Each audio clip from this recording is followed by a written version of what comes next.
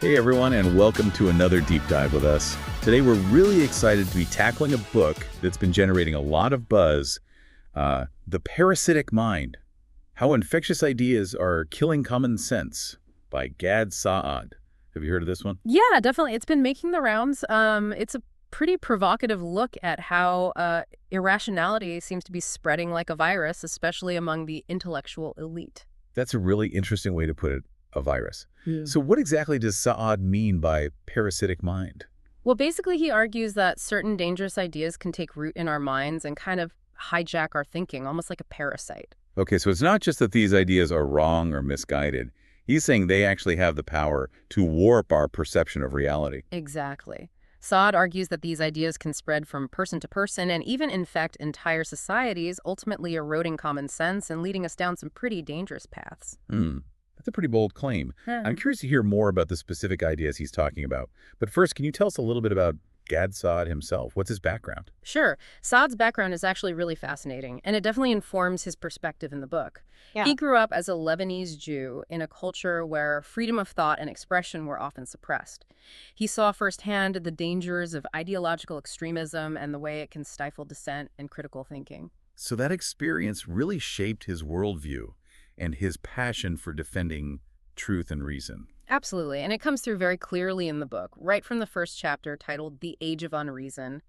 He lays out his central thesis that we're living in an era marked by a decline in rationality, particularly among the intellectual elite. The Age of Unreason. It's a pretty stark title, but he doesn't seem to be pulling any punches. What are some of the examples he gives of this trend? Well, one of the key examples he uses is the denial of biological differences between men and women. He argues that this is a form of ideological blindness that ignores basic scientific evidence in favor of a politically correct narrative. That's definitely a hot-button issue, and one that we'll be digging into more deeply later on. What are some other examples he uses to illustrate this Age of Unreason? Another big one is the rise of safe spaces on university campuses where students are supposedly shielded from ideas that might offend or upset them. I can see how that would tie into his argument about the suppression of free speech and open debate. Right. Saad sees this as a symptom of a broader trend toward intellectual fragility and a fear of engaging with challenging ideas. It's almost like we're becoming afraid of our own thoughts. In a way, yes. Saad argues that this aversion to intellectual discomfort is actually making us more vulnerable to manipulation and ideological indoctrination. So it's like we're trading intellectual freedom for a false sense of security. Exactly. And that's where the concept of idea pathogens comes in. Saad uses this term to describe these dangerous ideas that can infect our minds and spread like a virus. Idea pathogens. It's such a vivid and powerful metaphor. Can you give us some examples of what he considers to be idea pathogens? Sure. Some of the key idea pathogens he identifies include postmodernism, radical feminism, and transgender activism. Those are some pretty controversial topics, and I'm guessing he doesn't shy away from tackling them head on. He definitely doesn't. He argues that these ideologies often promote a worldview that's detached from reality based on subjective feelings and interpretations rather than objective truth and evidence. So he sees them as threats to reason and common sense. Exactly. And he spends a good chunk of the book dissecting these idea pathogens and explaining how they operate and spread. Okay, so we've got this idea of dangerous ideas spreading like viruses, infecting our minds, and eroding our ability to think rationally. It's a pretty bleak picture so far, but does he offer any solutions? Does he give us any hope? He does, and that's where the rest of the book gets really interesting. He doesn't just diagnose the problem, he actually offers a roadmap for reclaiming reason and defending truth against these intellectual threats. Okay, that's what I like to hear. Give us a sneak peek at some of the solutions he proposes. Well, one of the key things he emphasizes is the importance of free speech and open debate. He argues that we need to create spaces where ideas can be freely exchanged and challenged without fear of censorship or reprisal. That makes sense. It's like if we're constantly shielding ourselves from ideas we disagree with, how can we ever learn and grow? Right. Saad believes that true intellectual growth requires us to be willing to confront uncomfortable truths and to engage with perspectives that challenge our own. I love that. It's about having the courage to step outside of our echo chambers and be open to new ideas, even if they make us a little bit uncomfortable. Exactly. And that takes us to Chapter 2, The Marketplace of Ideas. The marketplace of ideas. What's the main takeaway from this chapter? This chapter is all about the importance of free speech as a cornerstone of a healthy society. Saad argues that ideas need to be allowed to compete in an open marketplace where they can be debated, challenged, and ultimately either accepted or rejected based on their merits. So it's like a free market for ideas where the best ideas will naturally rise to the top. Exactly. And he argues that attempts to restrict free speech actually do more harm than good. They create an environment where bad ideas can fester and spread unchecked because they're never exposed to scrutiny or criticism. And Saad uses some powerful historical examples to illustrate this point. He draws parallels between restricted speech and the oppressive tactics of totalitarian regimes, highlighting how censorship and thought control ultimately lead to intellectual stagnation and societal decay. Those are some pretty chilling examples, but they definitely underscore the importance of protecting free speech, even when it's uncomfortable or offensive. But are there any limits to free speech? Does Saad address that at all? He does. While he's a staunch defender of free speech, he does acknowledge that there are certain types of speech that can be legitimately restricted, such as inciting violence or harming others. So it's about finding that balance between protecting free expression and ensuring that it doesn't infringe on the rights and safety of others. Exactly. And this leads to another interesting point that he brings up: the increasing power of social media companies in controlling the flow of information. Right. These tech giants have so much influence over what we see and hear online. How does Saad address this issue?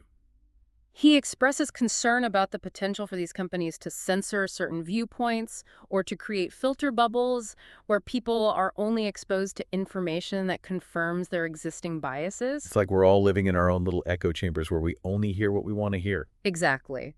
And Saad argues that this can be incredibly dangerous because it prevents us from having those difficult conversations and engaging with diverse perspectives. That's like we're losing the ability to think critically and independently because we're so reliant on these algorithms to curate our reality for us. That's a big concern that he raises in the book, and it's something we all need to be aware of as we navigate this increasingly digital world. So we've talked about the problem of irrationality and the importance of free speech, but how do we actually cultivate a more rational and enlightened society? That's the big question, right? Does Saad offer any concrete steps we can take to combat these idea pathogens? He does, and that's where those 4 pillars of enlightenment come in. Right, the pillars. Can you remind us what those are again? Of course. So the 4 pillars that Saad identifies as essential for an enlightened society are freedom of speech, which we've already touched on, the scientific method, intellectual diversity, and meritocracy. Those are some pretty solid pillars. Let's break those down a bit further. Starting with the scientific method, why is that so important in Saad's view? Well, Saad sees the scientific method as our best tool for understanding the world and for separating fact from fiction. It's a way of thinking critically, testing our assumptions and basing our beliefs on evidence rather than on ideology or emotion. So it's about being more objective in our thinking and not letting our personal biases cloud our judgment. Exactly.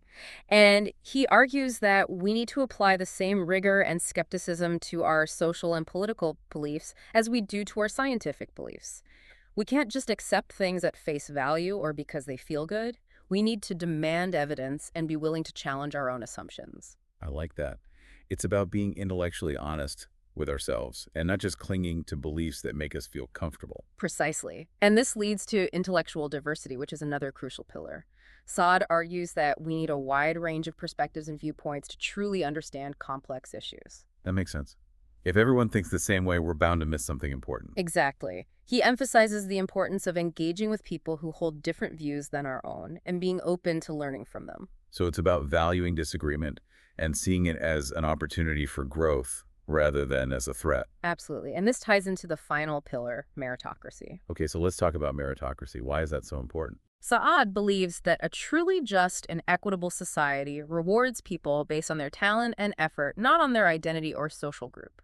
So it's about creating a level playing field where everyone has the opportunity to succeed based on their own merits. Exactly. And he argues that this is essential for fostering innovation, creativity, and progress. So we need to move away from this focus on identity politics and instead create a society where everyone is judged on their individual contributions. Precisely.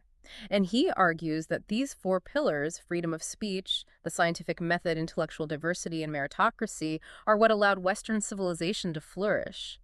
But sadly, he believes they are now under attack by ideologies that prioritize feelings over facts and group identity over individual achievement.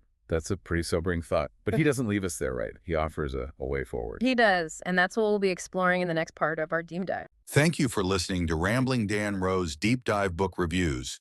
Please help support our channel by clicking the like and subscribe button. Thank you. Welcome back. We were talking about how certain dangerous ideas, these idea pathogens, can really mess with our thinking. Right, like that whole oppression Olympics thing. It's kind of scary how some people seem to be competing to be the biggest victim. But how do we break free from that kind of thinking? Does Saad offer any solutions? He does.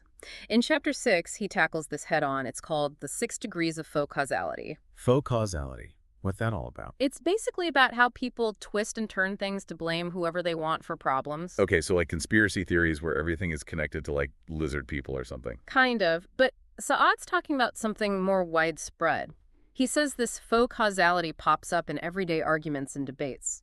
Can you give us an example? Sure. One that he uses is blaming climate change for terrorism. Whoa, that's a big leap. How are those two things even related? Exactly. That's Saad's point. He argues that people often force connections between things that are actually totally unrelated. So instead of looking at the most obvious explanations, they come up with these convoluted theories to fit their own agenda. Right. And in this case, it's about pushing a certain narrative about climate change, even if it means ignoring more plausible explanations for terrorism. So how do we avoid falling into these traps of faux causality? How can we make sure we're thinking clearly and not just following some crazy chain of blame? That's where a principle called Occam's razor comes in handy. Occam's razor. I've heard that before, but remind me what it means. Basically, it means that the simplest explanation is usually the best. When you're trying to understand something, look for the most straightforward answer. Don't overcomplicate things. So don't jump to conclusions or come up with some wild theory when there's probably a simpler explanation staring you right in the face. Exactly. And Saad argues that people who engage in this faux causality often ignore Occam's razor. They create these elaborate stories when a much simpler and more logical explanation is right there. It's like they're trying to make things more complicated than they need to be. Right. And that often leads to all sorts of confusion and misunderstanding. So Occam's razor is like a tool for cutting through the BS and getting to the heart of the matter. Exactly. It's about being intellectually honest with yourself and with others. I like that. So we've talked about how to avoid bad thinking. But what about finding the truth? How do we actually seek out truth in a world that's full of misinformation and conflicting viewpoints? That's what Saad explores in Chapter 7, how to seek truth. He argues that we need to be more discerning about the information we consume. Okay, but how do we do that?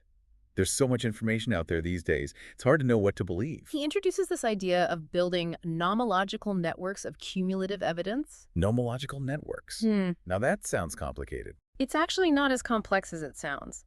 Think of it like building a case. You don't just rely on one piece of evidence. You gather information from multiple sources to create a stronger argument. So it's about looking at the big picture and not just cherry-picking the evidence that supports your view. Exactly. Saad says we should be building these networks of evidence from diverse and reliable sources to support our beliefs. So it's like creating a safety net of evidence to make sure our beliefs are well-founded. That's a great way to put it. And he uses some interesting examples to show how this works in practice, like understanding the differences between men and women or analyzing Islamic doctrine. So he's saying we need to be more rigorous in our thinking and not just accept things blindly. We need to demand evidence. Exactly. And that leads us to Saad's final call to action in Chapter 8, standing up for reason and freedom of thought and speech.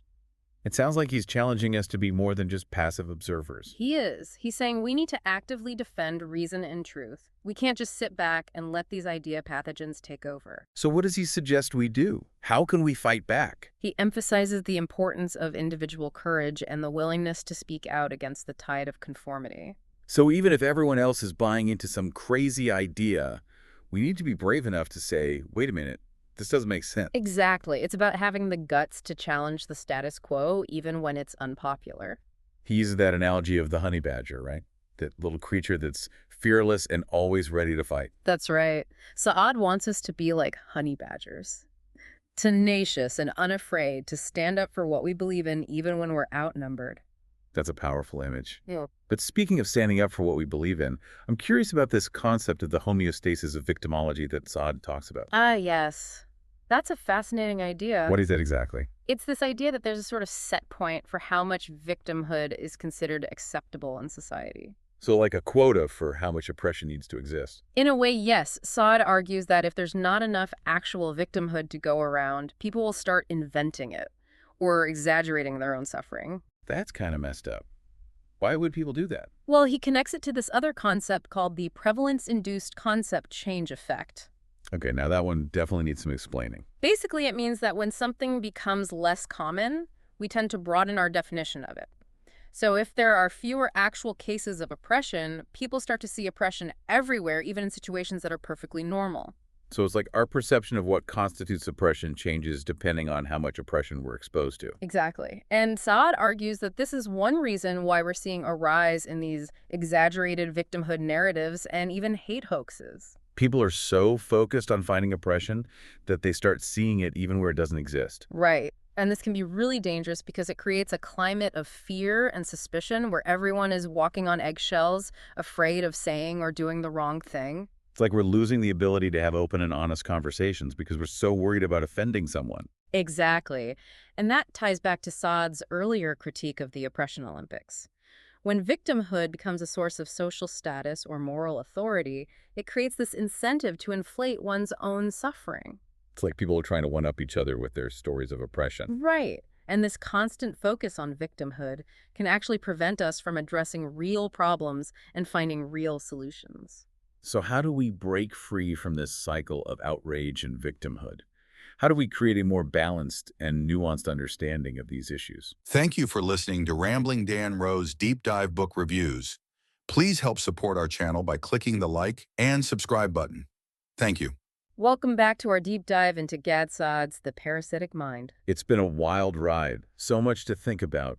We've got these idea pathogens floating around, faux causality, twisting our logic, and even this homeostasis of victimology messing with our perceptions of reality. It's like we're under attack from all sides. It can feel that way sometimes, but remember, Saad doesn't just leave us hanging with the problem. He offers a path forward. And it all comes back to those 4 pillars he talked about earlier. Right, the 4 pillars of enlightenment. Freedom of speech, the scientific method, intellectual diversity, and what was the last one? Meritocracy. And he reminds us that change starts with each of us. If we want to see a more rational and enlightened world, we need to start by being more rational and enlightened ourselves. So it's not just about pointing fingers at others. It's about taking personal responsibility for our own thinking and behavior. Exactly. It's been quite a journey. This book is definitely thought-provoking, and I think it's a must-read for anyone who's concerned about the state of our world today. I agree. It challenges us to think critically, to be more discerning about the information we consume, and to be more courageous in defending truth and reason. If you're looking for a book that will make you think, question your assumptions, and maybe even make you a little bit uncomfortable, The Parasitic Mind is definitely worth checking out. Thanks for joining us. We hope you enjoyed the deep dive, and we'll see you next time.